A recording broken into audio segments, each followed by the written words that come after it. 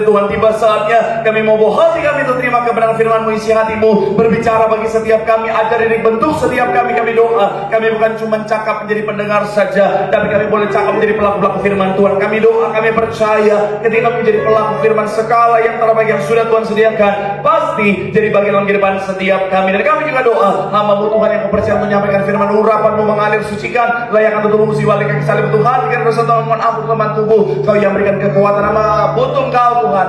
Hamba manusia biasa, tapi kami percaya yang biasa dalam pengurapan Tuhan yang luar biasa, diubahkan jadi luar biasa untuk jadi berkat. Semua yang hadir pasti diberkati dengan sempurna. Bapa, ini anak-anak-Mu Bapa, berkatilah dengan sempurna, isi hati yang disampaikan kemuliaan-Nya bagi nama-Mu saja. Dalam nama Tuhan Yesus, mari yang siap diberkati dengan sukacita, dengan iman, dengan bangga, sama-sama kita katakan amin. Tepuk tangan yang paling meriah buat Tuhan. Silakan duduk saudara. Terima kasih buat semua yang sudah melihat dengan luar biasa. Dan dari mimbar ini saya mau sampaikan salam damai sejahtera. Shalom. Sekali lagi shalom.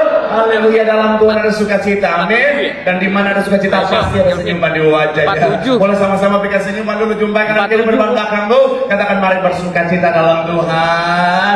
Ini mau 2-3 orang kiri kanan depan belakangmu dengan senyuman awal bulan saudara. Kalau senyuman awal bulan, mukanya akhir bulan, so habis berarti saudara. Haleluya. Tapi saya percaya tetap dalam sukacita Tuhan. Amin. Dan saya melihat semangat yang luar biasa, kesetiaan yang luar biasa. Walaupun hujan-hujan, badai-badai, tetap setia cari Tuhan. Artinya saudara adalah orang-orang yang cinta Tuhan, saudara. Dan orang yang cinta Tuhan, setia sama Tuhan, janji Tuhan, hidupnya anak cucunya pasti diberkati Tuhan. Sekali lagi tepuk tangan yang paling meriah buat Tuhan. Sama-sama bilang sama saya, aku pasti diberkati Tuhan. Anak cucuku pasti diberkati Tuhan. Bilang kanan kirimu, kamu juga pasti diberkati Tuhan. Bilang sama yang ngomong, kamu luar biasa. Bilang sama yang ngomong, semangat. Tepuk tangan yang paling meriah buat Tuhan. Haleluya, haleluya. Yuk, yang bawa kitab juga mau angkat Alkitab tidak. Alkitab juga boleh, Alkitab juga boleh. Yang nggak boleh kita angkat tangan juga boleh. Sama-sama dengan iman percaya kita, sama-sama kita katakan dalam nama Tuhan Yesus.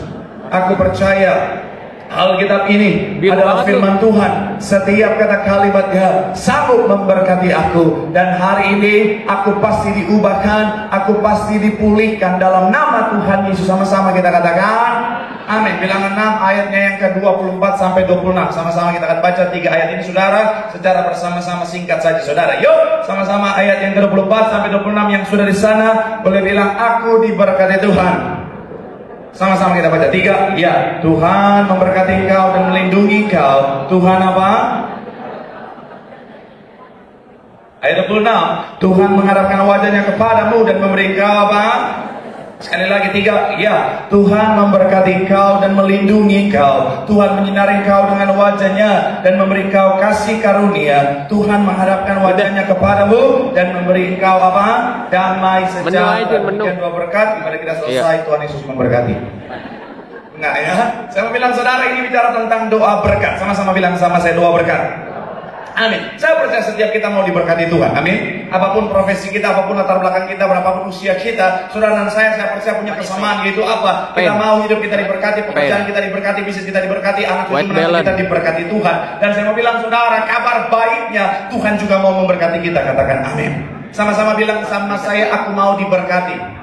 Kelvinnya geser aja. Tuhan mau memberkati aku. Kelvinnya geser. Amin. Tetapi bicara tentang berkat, saudara dan saya harus kita pahami ketika saya pelajari Alkitab, saya menemukan bahwa bicara tentang paradigma kita tentang berkat akan sangat menentukan berkat yang kita terima. Sekali lagi saudara, paradigma kita tentang berkat akan sangat menentukan berkat yang kita terima. Apa itu paradigma? Paradigma adalah bicara tentang dasar atau pola dalam memahami sesuatu. Jadi kalau pada saudara dan saya paradigma kita benar, akan membuat saudara dan saya yaitu menerima berkat Tuhan. Tapi kalau paradigma kita salah, kalau paradigma kita keliru, ini bisa menghalangi kita untuk apa? Untuk menerima berkat yang sebenarnya sudah Tuhan sediakan dalam kehidupan setiap kita. Makanya kadang-kadang saudara, ada orang bilang begini, Pak Pendeta, kalau saya mau diberkati, kalau Tuhan mau memberkati saya, kenapa saya belum lihat berkat Tuhan? Kenapa berkat Tuhan belum saya terima dalam kehidupan saya? Seringkali ini adalah buah dari paradigma yang salah. Karena paradigma sekali lagi adalah dasar dari bicara tentang cara kita memandang, berpikir dan melihat sesuatu, saudara. Makanya hari ini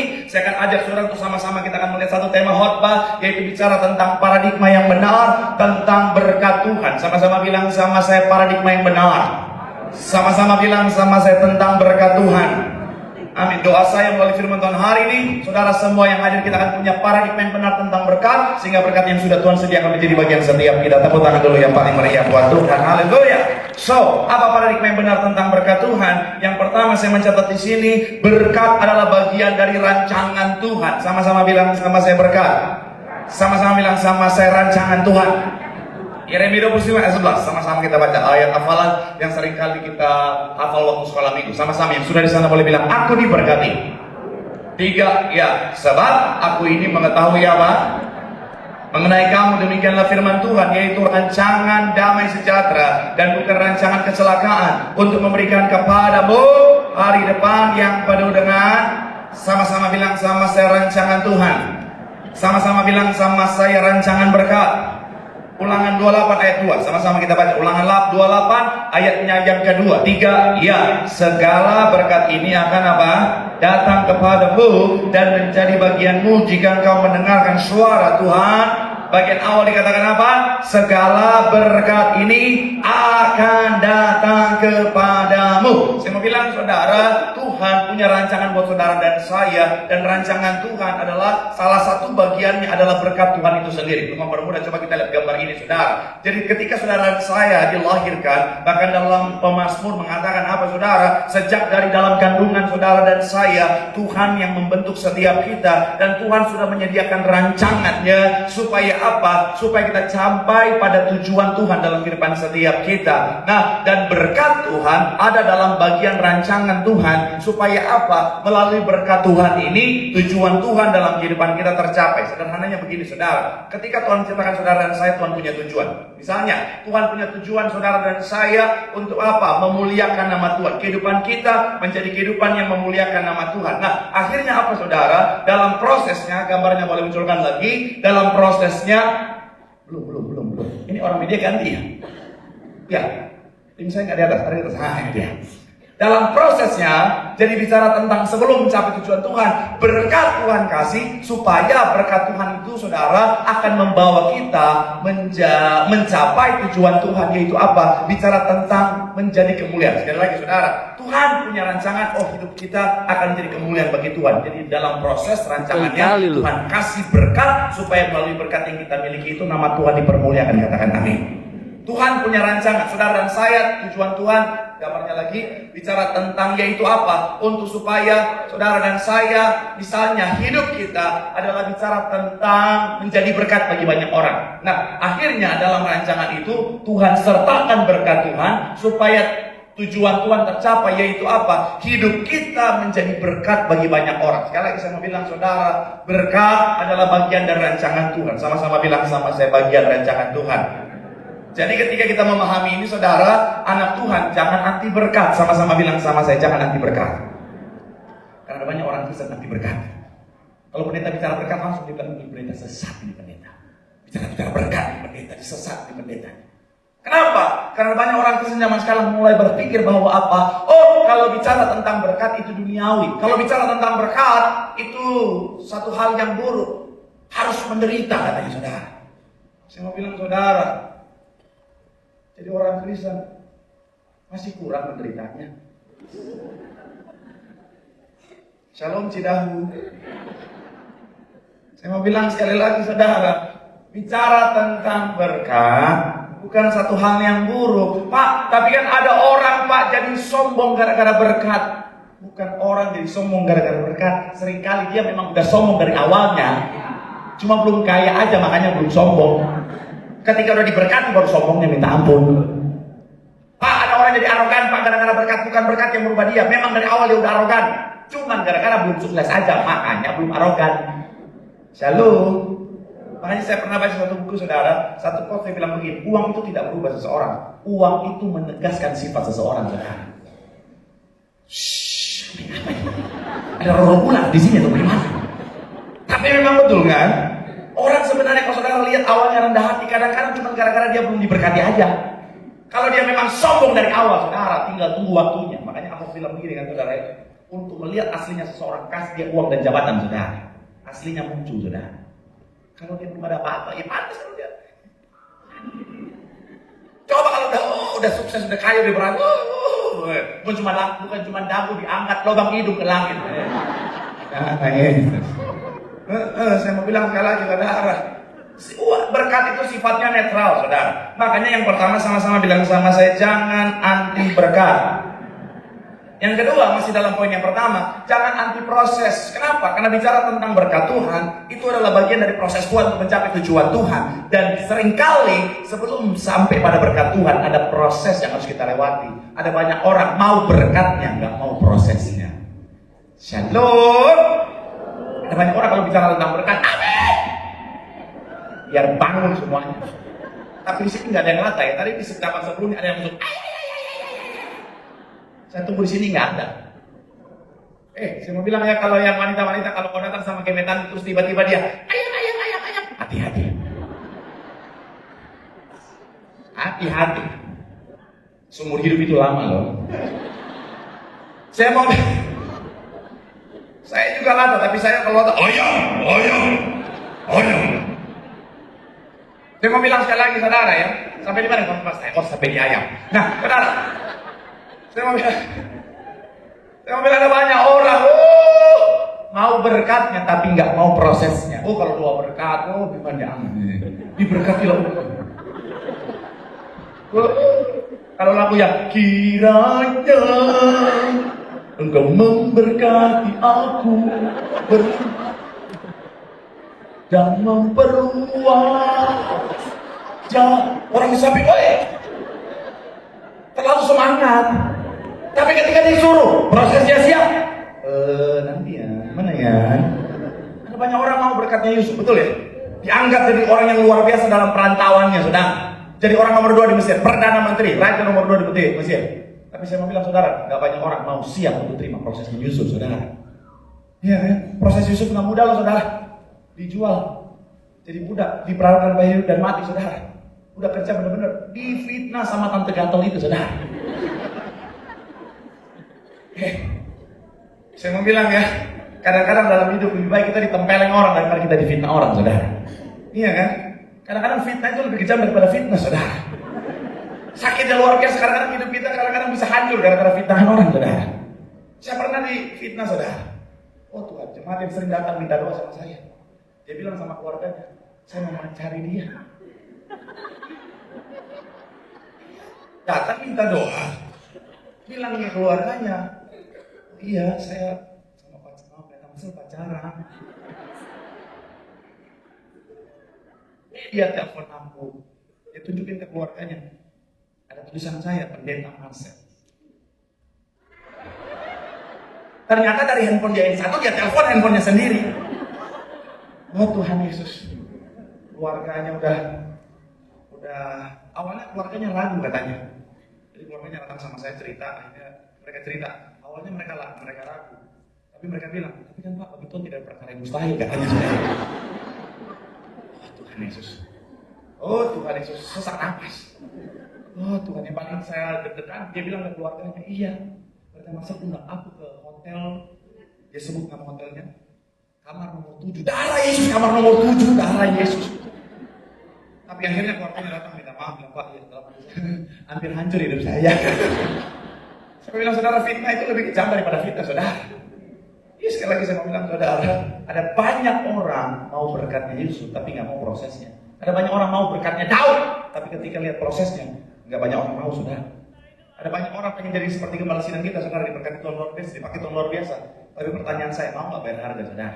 Diberatkan dari hidup dan mati, difonis dokter lumpuh, nggak bisa jalan, saudara. Mau bilang sekali lagi, saudara, ada banyak orang pengen jadi pendeta industri, saudara. Pertanyaan saya, mau nggak prosesnya, saudara? Ada banyak orang enak jadi pendeta ngomong doang, gue colok hidung lu ya. Belajar kerja keras, baca terus, dengerin khotbah segala macam, saudara. Belum lagi, saudara, oh Tuhan menjalani kesibukan yang minta ampun, saudara. Satu hari 9 sesi. Jadwalnya mepetnya minta ampun. Kalau terlambat disebut. Dia nggak tahu kita di jalan udah. Oh Tuhan Yesus, oh Tuhan Yesus. Udah bercanda dengan maut. Saya sumpahin itu jadi pendeta 9 sesi. Saudara pikir jadi pendeta itu sedih gampang? Harganya mahal.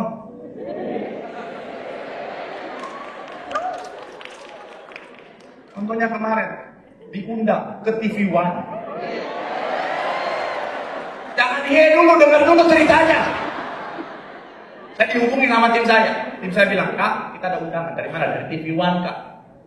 Untuk apa? Acara debat. Oh Tuhan Yesus. Apa temanya? Israel, Gaza, dan Iran. Darah Yesus.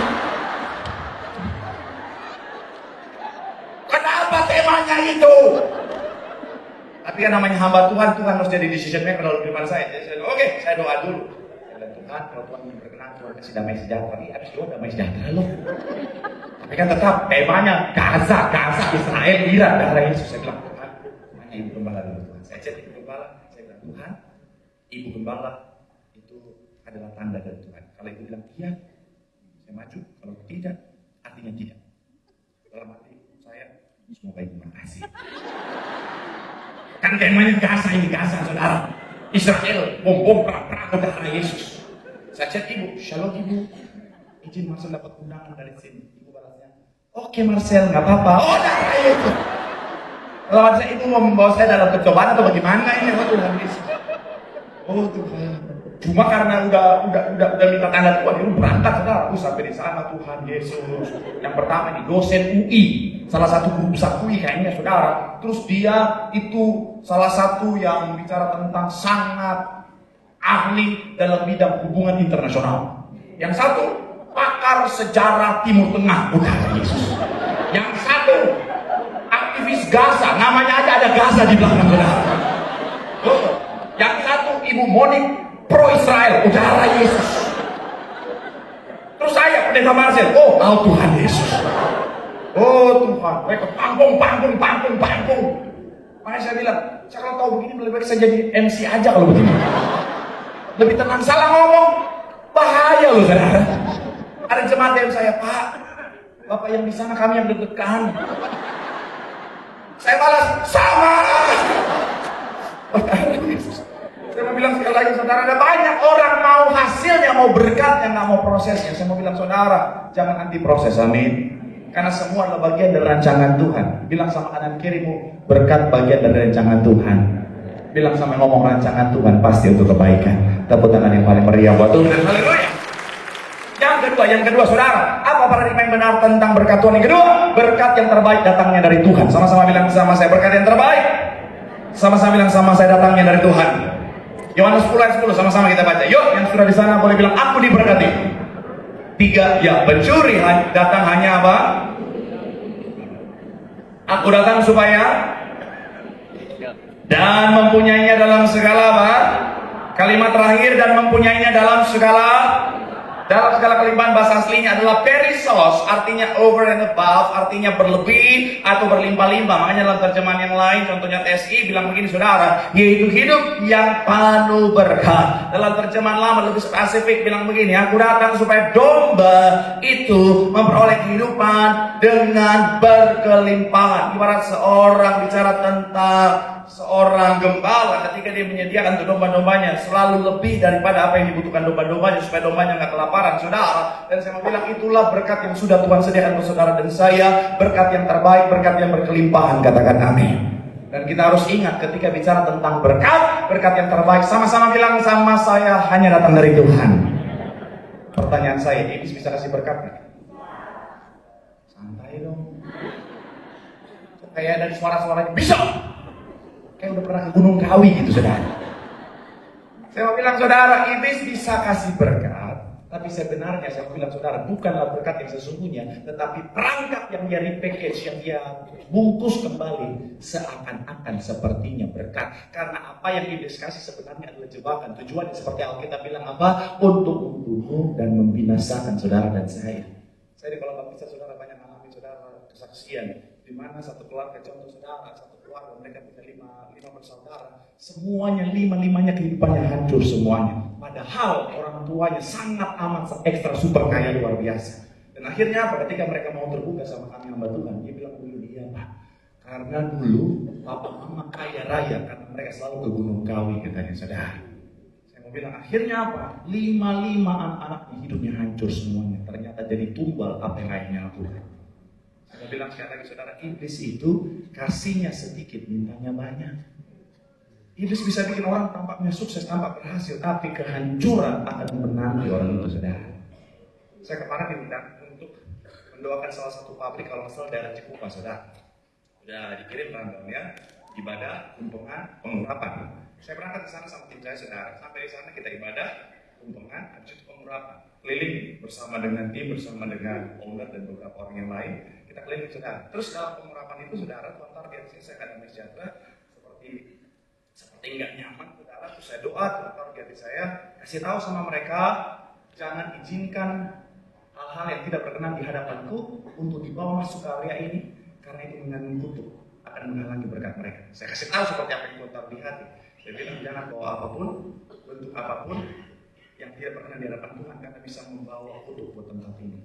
Mereka langsung bilang, wah iya Pak, ya yang kemarin sih Pak kita salah orang Pak. Soalnya kita panggil orang untuk kerja di tempat kita, Pak. Ternyata Pak, kita nggak tahu juga Pak. Tiba-tiba dia udah pasang sesajen di sana Pak. Dia udah pasang jimat di sana Pak. Dia udah taruh di pintu di mana Pak. Akhirnya Pak, banyak yang kesurupan Pak. Oh karena Yesus. Tapi saya sangat mengucap syukur. Kenapa? Karena puji Tuhan bukan pada hari itu mereka kesurupan, saudara. Kan tujuan saya mau tumpengan, mau makan enak, tempe, telur, daging, apalagi nasi kuning, apa kerupuk. Sudah bisa bayangkan lagi tumpengan, lagi makan enak tiba. Ini dia, sama dia, aing mau. Saya memang bawa tim, tapi yang saya bawa tim yang slim fit yang suka saya bawa. Bisa saya harapkan dari dia. Ya sekali lagi saya mau bilang, akhirnya apa saudara, banyak kekacauan terjadi karena apa yang dibawa dari apa kuasa kegelapan itu. Sekali lagi saya mau bilang saudara, berkat yang terbaik datangnya dari Tuhan, katakan amin. Jangan dari yang lain. Ketika berkat datang dari Tuhan, kita bisa nikmati dengan sukacita, akan membawa kebaikan bagi kita dan keluarga kita. Tepuk tangan yang paling meriah buat Tuhan. Bilang sama kanan kirimu, berkat yang terbaik datangnya dari Tuhan. Tepuk tangan yang paling meriah buat Tuhan. Haleluya.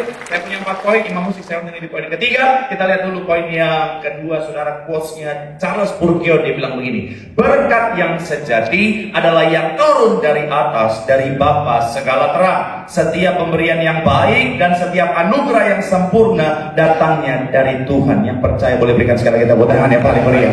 Haleluya. Yang ketiga, apa paradigma yang berat tentang berkat Tuhan? Yang ketiga, berkat Tuhan bukan tujuan, tetapi yang ditambahkan. Sama-sama bilang sama saya, berkat bukan tujuan. Sama-sama bilang sama saya, tetapi yang ditambahkan. Amin. Matius 6:33, sama-sama kita baca. 3, iya. Tetapi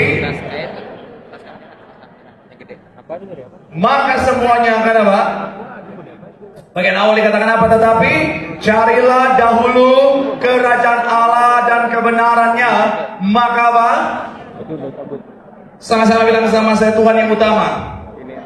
Amin. Saya mencatat di sini saudara, berkat bukanlah tujuan tetapi yang ditambahkan. Pastikan tujuan kita bukan berkat, tetapi Tuhan itu sendiri. Kenapa? Karena sekali lagi saudara, berkat kita akan sangat ditentukan oleh motivasi kita, saudara. Mohon maaf saya harus ngomong gini, saudara datang ke gereja, tujuanmu, motivasimu adalah bicara tentang berkat, bicara tentang mujizat, bicara tentang kesuksesan, keberhasilan dan lain sebagainya.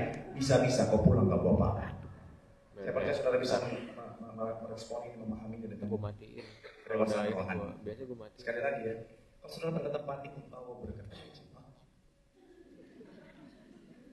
Sekali lagi, kalau saudara ke tempat ini tujuan berkat, pemberian mujizat, bukan Tuhan, bisa-bisa kau pulang kalau kau apa. Masih banyak yang kalau hujan-hujan gini lebih enak makan bakso daripada dengerin khotbah, saudara.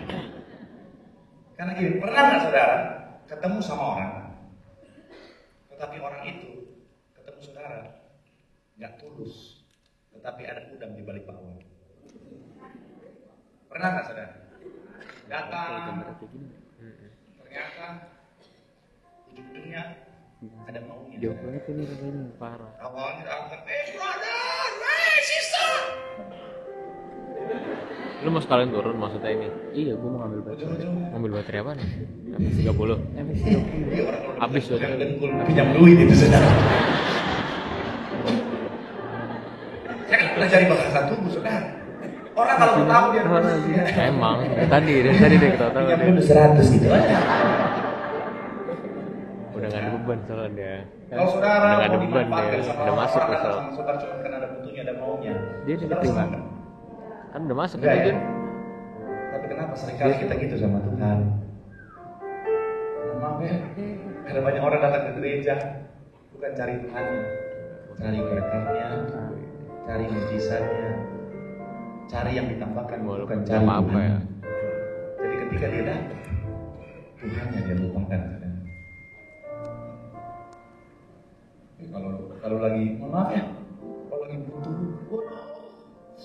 doanya puasa 7 hari 7 malam. Ini ajak kau makan dulu. Apa butuh Tuhan dalam hidup? Malaikat dari surga. Ketika Tuhan udah jawab doanya, Pak ke gereja yuk. Papa mau main pedo dulu. Saya mau bilang sekali lagi saudara, Tuhan harus yang utama dalam kehidupan setiap kita. Karena ketika Tuhan yang utama, semua pasti ditambah. Saya ngerti, orang dunia punya konsep kejar uang. Tapi anak Tuhan punya tahu kebenaran, pemahaman yang benar. Kita kejar Tuhan, maka berkat akan mengejar setiap kita. Waktu saya kejar berkat, saya ngerasa sih ada berkat. Tapi saya merasa semakin kita kejar, semakin dia lari. Buat para pria-pria, kadang-kadang tuh berkat itu seperti wanita masa kini. Semakin kita kejar, semakin dijual mahal. Bukan yang di sini, yang di SCBD sana. Coba saudara chat terus, hai. Percaya, di blok.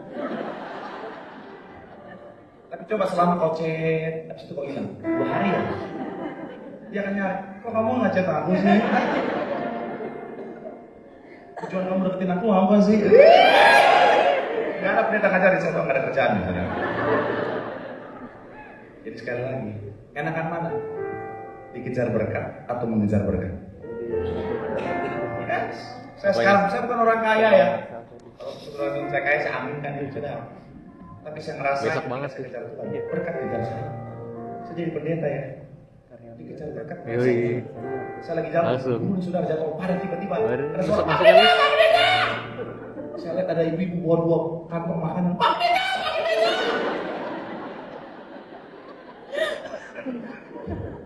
Tapi saya nggak diam, saya lari supaya saya dikejar berkat.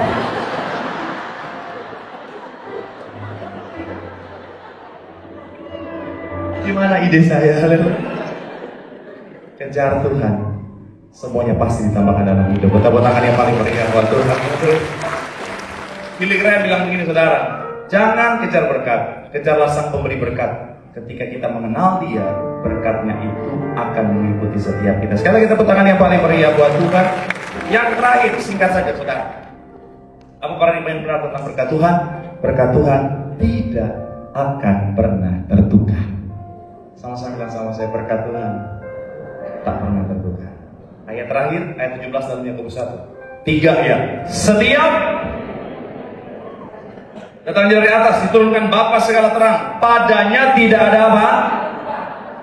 Atau bayangan karena pertukaran. Ada banyak orang salah paham atau pemahamannya kurang mendalam soal Jehovah Jireh. Ada orang pikir ya sudah, Jehovah Jireh means Tuhan yang menyediakan menyediakan. Sebenarnya saudara pelajar lebih dalam, katanya itu terbagi dua. Ciri itu yir dan Tuhan melihat yir, Tuhan menyediakan. Jadi Tuhan sebelum menyediakan, Tuhan lihat dulu, baru Tuhan sediakan. Makanya karena Tuhan sudah lihat, berkatnya nggak mungkin salah dan berkatnya nggak mungkin tertukar. Charles Spurgeon dia bilang begini, saudara, berkat Tuhan tidak pernah tertukar karena Dia mengenal setiap kebutuhan anak-anaknya. Apa yang Dia sediakan selalu tepat waktu dan sempurna. Kesaksian saya jadi WL, nggak ada satupun yang mengajuin saya. Siapa pengajuin WL suara pas-pasan modal lip sync dari saya? Untuk jadi WL Bapak Gembala Sidang untuk WL di Sardini, siapa? Ketika 7 orang sudah dipilih dari puluhan orang itu,